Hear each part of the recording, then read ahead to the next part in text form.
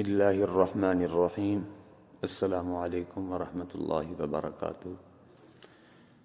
مور کو جنت سے کیوں نکالا؟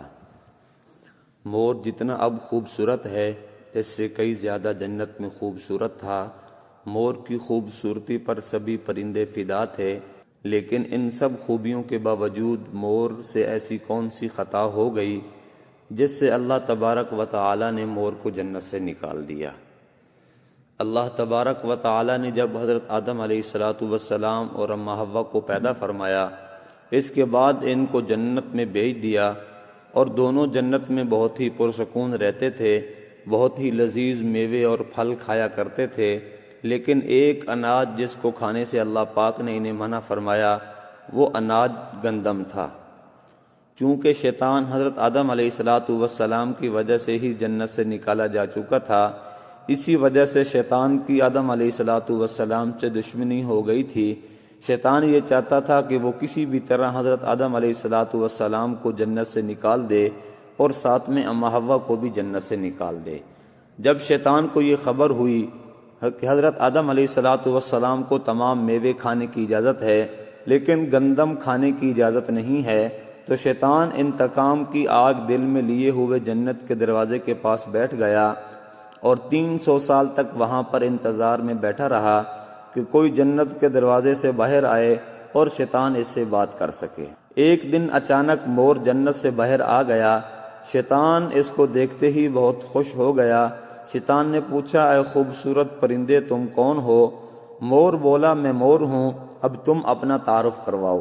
شیطان نے جواب دیا کہ میں عالم قروبیہ کا ایک فرشتہ ہوں، میں اللہ پاک کی عبادت سے ایک پل بھی غافل نہیں ہوں، میں چاہتا ہوں کہ میں جنت میں جاؤں، وہاں کی نعمتوں کا اپنی آنکھوں سے مشاہدہ کروں۔ شیطان مور سے کہنے لگا کہ تم مجھے جنت کے اندر لے جاؤ، میں تمہیں 3 ایسی چیزیں بتاؤں گا جس سے تمہیں ابدی زندگی حاصل ہو جائے گی، تمہیں بڑھاپا اور بیماری نہیں آئے گی، تم ہمیشہ جنت میں ہی رہو گے۔ شیطان کی یہ باتیں سن کر لالچ میں آ کر مور نے کہا، مجھ میں تو اتنی طاقت نہیں ہے کہ میں تمہیں جنت کے اندر لے جاؤں، لیکن ایک سانپ میرا دوست ہے، وہ شاید تمہاری مدد کر سکے۔ یہ کہہ کر مور سانپ کے پاس آیا اور اس کو ساری بات بتائی۔ سانپ بھی شیطان کی باتوں سے بہت خوش ہو گیا، پھر شیطان کو اپنے منہ میں چھپا کر جنت میں داخل ہو گیا، اور یوں شیطان اپنی چال میں کامیاب ہو گیا۔ جنت کے تمام نگاہ بانوں کو یہ معلوم تھا کہ شیطان یہ چال چل رہا ہے اور جنت میں داخل ہو چکا ہے۔ فرشتے شیطان کو جنت سے نکالنے لگے، تب ہی اللہ پاک کا حکم ہوا کہ اس کو ابھی جنت میں ہی رہنے دیا جائے۔ وہ فرشتے اللہ تبارک و تعالی کے حکم سے رک گئے۔ شاید یہ حضرت آدم علیہ السلام کا امتحان تھا۔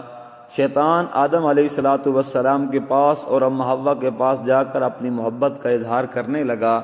وہ دونوں ہی شیطان کو پہچان نہ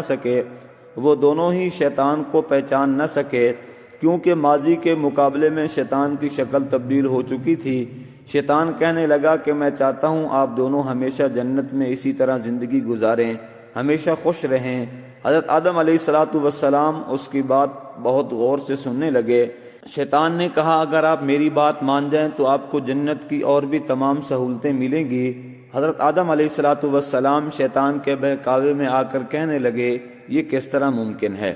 شیطان کہنے لگا کہ ایک گندم کا دانہ اگر آپ دونوں چکھ لیں تو آپ کو ابدی زندگی حاصل ہوگی اور آپ جنت میں ہی رہیں گے۔ یہ بات سن کر حضرت آدم علیہ السلام کے دل میں رجحان پیدا ہوا، لیکن ان کے دل میں اللہ کی نافرمانی کا خوف غالب آ گیا، جبکہ اماں حوا شیطان کی باتوں میں آ گئی، جس پر اماں حوا نے حضرت آدم علیہ السلام کو راضی کر لیا۔ پھر اس کے بعد ان دونوں نے اس گندم کے دانے کو چکھ لیا۔ جیسے ہی گندم کا دانہ ان کے اندر گیا تو دونوں کے سطر واضح ہو گئے، جس کے بعد دونوں اپنے اپنے سطر چھپانے لگے اور خوف خدا سے کانپنے لگے۔ اسی دوران اللہ تبارک و تعالی نے فرشتوں کو یہ حکم دیا کہ آدم علیہ السلام اور اماں حوا دونوں کو زمین پر اتار دو۔ حضرت آدم علیہ السلام کو سری لنکا کے قریب نیچے زمین پر بھیج دیا، جبکہ اماں حوا کو جدہ کی سرزمین پر اتار دیا گیا۔ جن خوبصورت پیروں سے چل کر مور شیطان کو جنت کے اندر لے کر آیا تھا، وہی خوبصورت پاؤں اللہ نے مور سے لے لیے۔ سانپ جو اپنے منہ میں شیطان کو چھپا کر لایا تھا، اس کے منہ کی خوبصورت خوشبو کو چھین کر اس میں زہر ڈال دیا گیا، پھر مور کے ساتھ ساتھ سانپ کو بھی جنت سے نکال دیا گیا۔